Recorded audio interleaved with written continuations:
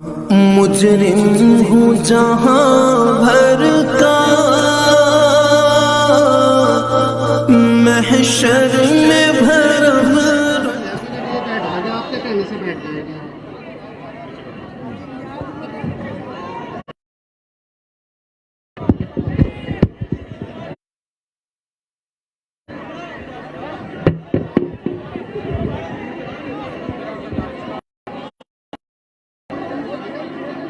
बिस्मिल्लाहिर्रहमानिर्रहीम।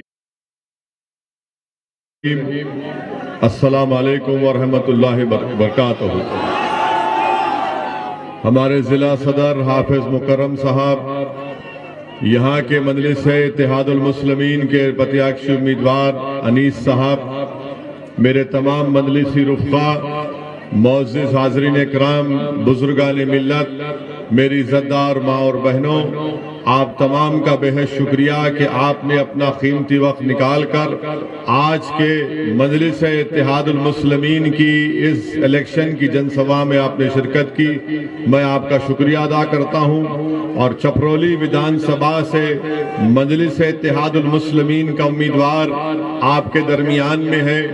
आप ये भी जानते हैं कि उत्तर प्रदेश के विधानसभा के चुनाव में मजलिस इत्तेहादुल मुस्लिमीन भागीदारी परिवर्तन मोर्चा का हिस्सा है और बाबू सिंह कुशवाहा की जन अधिकार पार्टी और दीगर अति पिछड़ा समाज की मुख्तलिफ सियासी पार्टियां ने मिलकर हमने इस परिवर्तन मोर्चा को बनाया है, जिसमें हमने ये तय किया है कि अगर उत्तर प्रदेश और छपरौली की जनता इस अलायंस को अपने आशीर्वाद, अपनी दुआओं और वोट से नवाजेगी तो इंशाअल्लाह ताला पहला मुख्यमंत्री उत्तर प्रदेश का बाबू सिंह कुशवाहा होंगे 2.5 साल के लिए। उसके बाद 2.5 साल के लिए एक दलित समाज से कोई उम्मीदवार होगा और 5 साल में एक डिप्टी चीफ मिनिस्टर अल्पसंख्यक समाज मुसलमान से होगा, 2 पिछड़ा समाज से बनाए जाएंगे।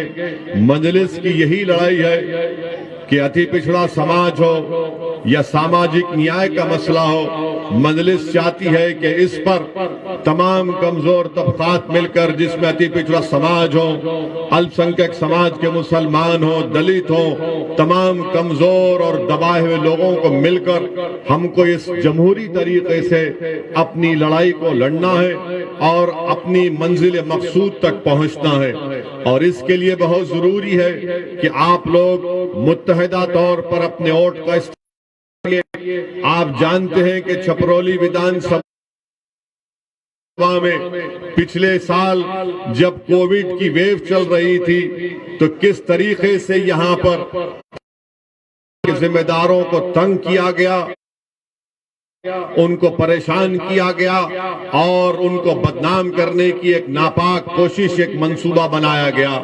उस वक्त अगर पूरे भारत में अगर कोई ये कह रहा था कि तबलीगी जमात कोविड के फैलने की जिम्मेदार नहीं है बल्कि उसको बदनाम करने की कोशिश की जा रही है, जो ऐसी तंजीम है जो इखलास की बुनियाद पर काम किया जाता है, तो किसी में हिम्मत नहीं थी।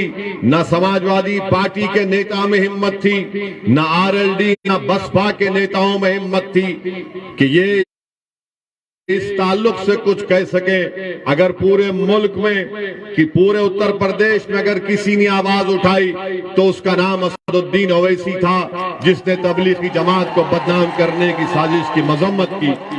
चपरोली की आवाम को मैं ये भी बताना चाहूंगा कि जब आप 10 फरवरी के दिन अपने वोट का इस्तेमाल करने जाएंगे तो याद करिए कि जब कोविड की वेव में आप जानते हैं कि 27 दिन में करीब 30 से ज्यादा लोगों की मौतें हुई थी छपरौली विधानसभा में। कहां पे नजर आए मुख्यमंत्री की सरकार या मुख्यमंत्री नजर नहीं आए जब रोज कोई ना कोई छपरौली विधानसभा में एक शख्स मर रहा था कोविड से। उस वक्त सरकार नहीं थी, उस वक्त यहां पर बीजेपी के एडमिनिस्ट्रेशन से कोई नहीं था। आपको ये बात वोट डालने से पहले याद रखनी चाहिए। तीसरी बात जो मैं आपको याद दिलाना चाहता हूं कि छपरौली विधानसभा में 10वीं जमात के बाद यहाँ पर कोई तालीम का, कोई शिक्षा का इंतजाम नहीं है। बताइए कौन सा विकास का काम, कौन सा काम बीजेपी की सरकार ने किया। चौथा, यहाँ पर गवर्नमेंट के कॉलेज की जरूरत है, उसका नाकिस इंतजाम किया गया। यहाँ पर 13 लाख की आबादी में सिर्फ 24 पब्लिक हेल्थ सेंटर काम करते हैं। बताइए बीजेपी ने कौन सा विकास का काम किया।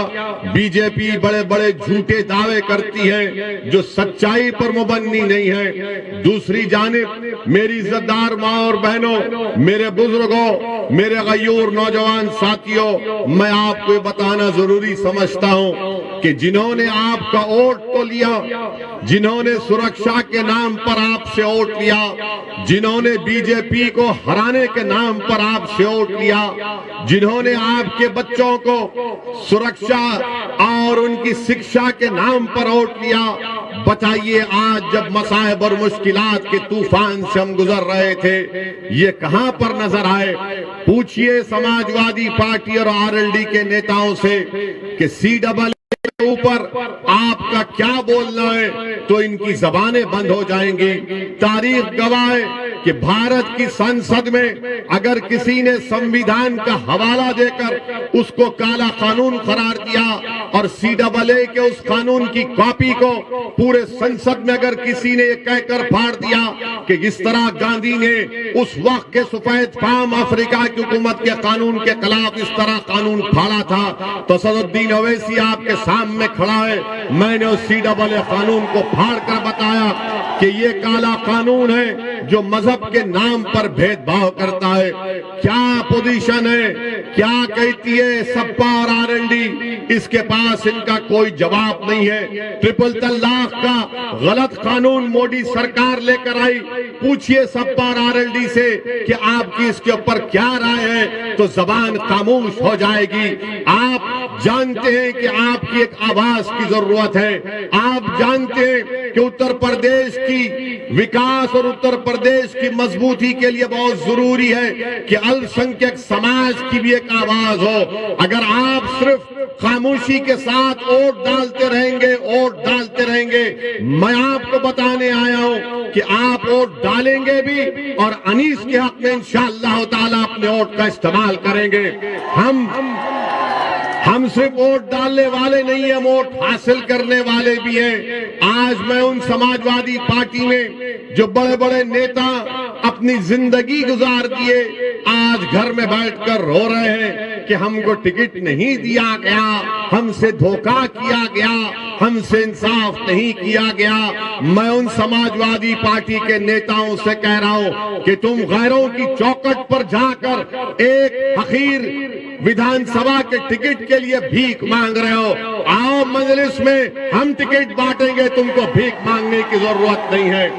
और मैं उन नेताओं को चौकन्ना कर रहा हूं, अखिलेश यादव तुमको धोखा देगा। अखिलेश यादव जिस किसी अल्पसंख्यक समाज के नेता को टिकट नहीं मिला, अखिलेश यादव उसको बुलाकर बोल रहे हैं ये लो लॉलीपॉप और मुंह में चूसते रहो।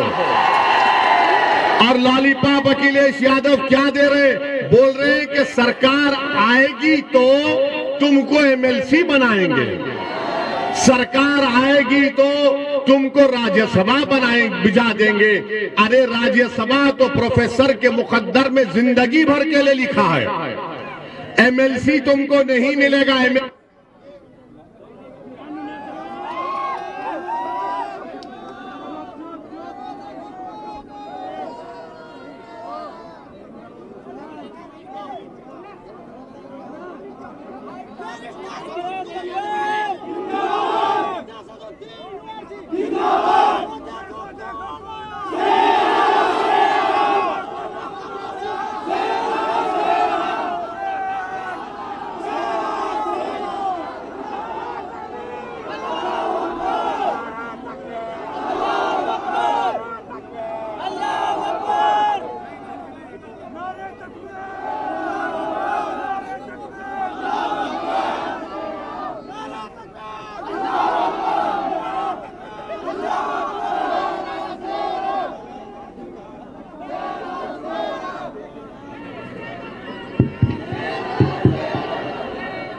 अब आप सोच लीजिए, बाबा क्या कहते हैं, विकास किया। अरे बिजली का इंतजाम नहीं किया, क्या खाक विकास किया बाबा तूने? बाबा ने तो कुछ किया ही नहीं।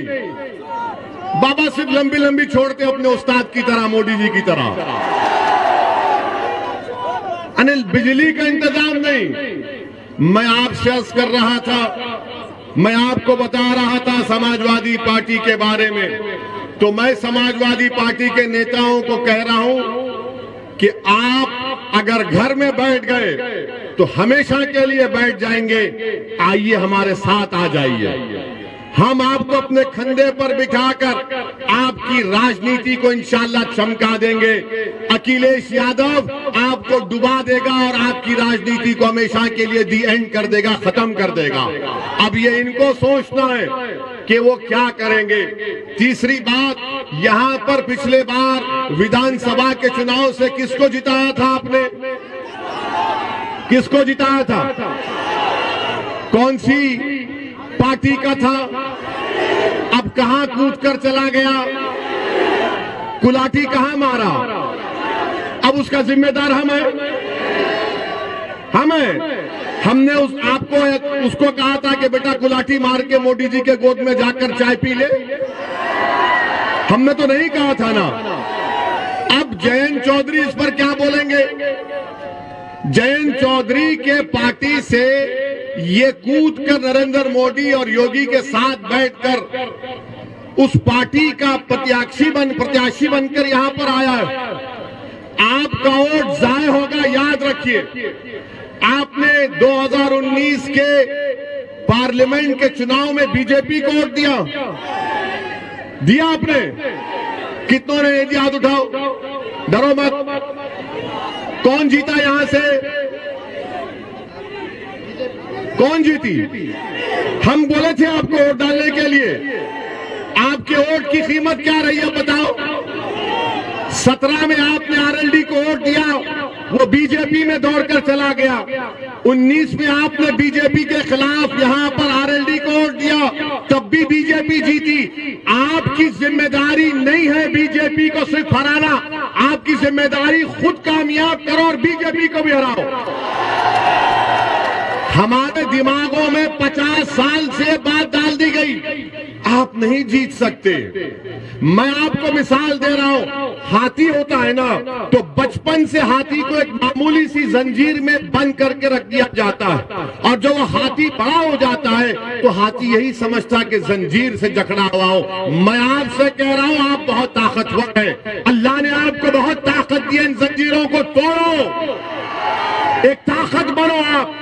आपके मुकद्दर के फैसले आप खुद कर सकते हैं, बशर्ते कि आप अपने फैसलों पर एतमाद करें, बशर्ते कि आप पूरे अल्लाह की जात पर भरोसा करके अनीस के हक में अपने वोट का इस्तेमाल करिए। मैं आपको ये भी बताना चाह रहा हूं कि अगर जिंदगी हमसे वफा नहीं करेगी, अगर कोई कामयाब हो जाता है हमको खत्म करने के लिए, तब भी मैं आपसे कह रहा हूं कि अपने आंख में आंसू मत लाइए। हां, हमारी गाड़ी पर हमला हुआ, 4 गोलियां उन 2 लोगों ने चलाई, मगर अल्लाह जिसको बचाना चाहता उसकी कोई जान नहीं ले सकता। और हमारा तो अटूट इस बात पर ईमान है कि जब तक कुदरत फैसला नहीं करेगी, किसी की इंसान की ना मौत आएगी, जब तक अल्लाह नहीं चाहेगा ना आपकी मौत आएगी, ना कोई आपका रिस्क छीन सकता है, ना कोई आपको बेइज्जत कर सकता है। तो ये तीनों चीजें हम लिखा कर लाते हैं। हमको ये सप्पा आरएलडी मोदी नहीं देते। हम दुनिया में जिंदा हैं तो अल्लाह के रहमो करम पर जिंदा थे, हैं और रहेंगे। गोलियां चलाने वाले वही लोग हैं जिन्होंने महात्मा गांधी को कत्ल किया था। ये 4 गोलियां चलाए हम पर, अल्लाह ने हमको बचाना था, मगर मैं उन लोगों को फिर से कह रहा हूं, मैं मौत से नहीं डरता हूं, इंशाअल्लाह ताला मैं नहीं डरता हूं। मुझे मालूम है कि इन तमाम जितने दुनिया में लोग आते हैं, अपनी माँ के पेट में पलकर जब दुनिया में आते हैं तो अल्लाह एक वक्त मुकर्रर कर दिया हर एक का, और हम और आप जाएंगे इस दुनिया से। मगर याद रखो, मैं मौत से नहीं डरता, ना मैं कत्ल करने वालों से डरता हूं, ना तुम्हारी गोलियां मेरी आवाज को दबा सकेंगी, ना तुम्हारी ताकत मुझे तुम्हारे ताल्लुक से डर में खौफ पैदा कर सकेगी। मुझ पर गोलियां क्यों चलाई गई? क्योंकि मैं बीजेपी की आंख में आंख डालकर आप गरीब मजलूम अवाम के हक की बात करता हूं। मुझ पर गोलियां इसलिए चलाई गई, मुझ पर गोलियां इसलिए चलाई गई क्योंकि मैं गरीब आवाम के इंसाफ का मुतालबा करता हूं। मुझ पर गोलियां इसलिए भी चलाई जाएंगी क्योंकि मैं हिस्सेदारी की बात करता हूं। मैं संविधान के दायरे में रहकर जब ये बात करता हूं तो इन जालिमों को पसंद नहीं आता। ये नादान, ये बुज़दिल ये समझते हैं कि ओवैसी की जबान को खत्म कर दिया जाएगा गोलियों से। अरे तुम्हारे में दम है तो मारो गोली। मैं मगर अल्लाह ने फैसला किया कि तुम्हारी गोली से मेरी मौत होगी, तो मैं आपसे कह रहा हूं, आप अपने हर बेटे को, अपनी बेटी को मुझसे ज्यादा काबिल बनाना। अगर एक ओवैसी मरेगा तो तुमको मैं वसीयत करता हूं कि लाखों में तुमको मुझसे ज्यादा ओवैसियों को पैदा करना पड़ेगा। और याद रखो, हम दुनिया में आए तो जाएंगे, मगर अपने बेटों को, अपनी बेटियों को डॉक्टर बनाइए ताकि वो बीमारों का इलाज कर सकें। अपने औलाद को जर्नलिस्ट बनाइए ताकि वो जालिम हुक्मरानों से बेबाकी से सवाल कर सकें। आप अपनी औलाद को सियासतदान बनाइए, विधायक बनाइए, सांसद बनाइए, जिला परिषद में लेकर जाइए, चेयरमैन बनाइए, लड़िए। याद रखिए, जो ये चिड़िया होती है ना, जो आसमानों में उड़ती है, क्या वो अपने घोंसले में उड़ती है या बाहर निकलकर उड़ती है? जो चिड़िया घोंसले में उड़ती है, बाहर उड़ती है, तो क्या तुम सिर्फ अपने घोंसले में उसके बनाए हुए घर में रहोगे या एक आजाद परिंदे की तरह उड़ोगे? उड़ो, अपने ख्वाबों को पूरा करो। याद रखो, तुमको डरने की ये जरूरत नहीं है, डरने और घबराने की जरूरत नहीं है। अल्लाह हमारे लिए काफी है, अल्लाह हमारे लिए काफी है। मेरे अजीज दोस्तों और बुजुर्गों, मैं आपको जज्बात में लाने के लिए नहीं कह रहा हूं, मैं आपसे ये भी नहीं कह रहा हूं कि मेरे हाल पर तरस खाकर तुम मंजलिस के हक में वोट का इस्तेमाल करो। मैं, अल्लाह जानता है, मैं दिल की बात, मेरी सोच और फिक्र आपके सामने रख रहा हूं। कल मोदी सरकार ने कहा कि ओवैसी तुमको जेड कैटेगरी की सिक्योरिटी देते। हमारे अतराफ में कहा गया 10-10 बंदूक लेकर लोग खड़े रह जाएंगे। हमने कहा, हम जब से राजनीति में आए हमने कभी सिक्योरिटी नहीं ली और ना कभी लेंगे, इंशाअल्लाह ताला नहीं लेंगे, क्योंकि मेरा मानना यह है कि छपरोली की विधानसभा के लोगों को अगर उनकी जान का तहफ्फुज़ होगा, आपको सुरक्षा मिलेगी तो मुझे भी सुरक्षा मिलेगी। अगर उत्तर प्रदेश के गरीब को, दलित को, अति पिछड़ा समाज को उसकी जिंदगी को हिफाजत मिलेगी तो हमको मिलेगी। मोदी जी, योगी जी, याद रखिए, ओवैसी को सुरक्षा देकर आप अगर पीलू खान को, जुनैद को, इखलाक को, रकबर को अगर सुरक्षा नहीं देंगे तो क्या फायदा मेरी सुरक्षा का? क्या फायदा मेरी सुरक्षा का? इस देश में, इस प्रदेश में गरीबों को सुरक्षा की जरूरत है। और योगी आदित्यनाथ का बड़ा बुलंद बांग दावा कि हमने क्राइम को खत्म कर दिया। तुमने कौन सा क्राइम खत्म किया? हमको तो नजर नहीं आता। हमने कल पार्लियामेंट में खड़े होकर कह दिया कि हमको जेड कैटेगरी की सिक्योरिटी की जरूरत नहीं है। आप अल्पसंख्यक समाज के, भारत के गरीबों को, मुसलमानों को, दलितों को, जितने गरीब, कमजोर, पिछड़े, दबाए हुए, उनको एक कैटेगरी का शहरी बनाइए। आज ये तमाम समाज नीचे तक आ चुका है, जेड कैटेगरी में आ गया है।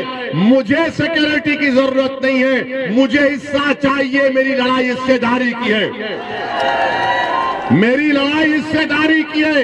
चपरौली में स्कूल होना चाहिए, चपरौली में अस्पताल होना चाहिए, ये हमारी लड़ाई है। मेरी आपसे अपील है कि आप इस लड़ाई में, हिस्सेदारी की लड़ाई में हमारा साथ दीजिए और 10 तारीख के दिन पतंग के निशान पर आप पूरे एतमाद के साथ यहाँ पर जमाना हूँ, दामन में छुपा ले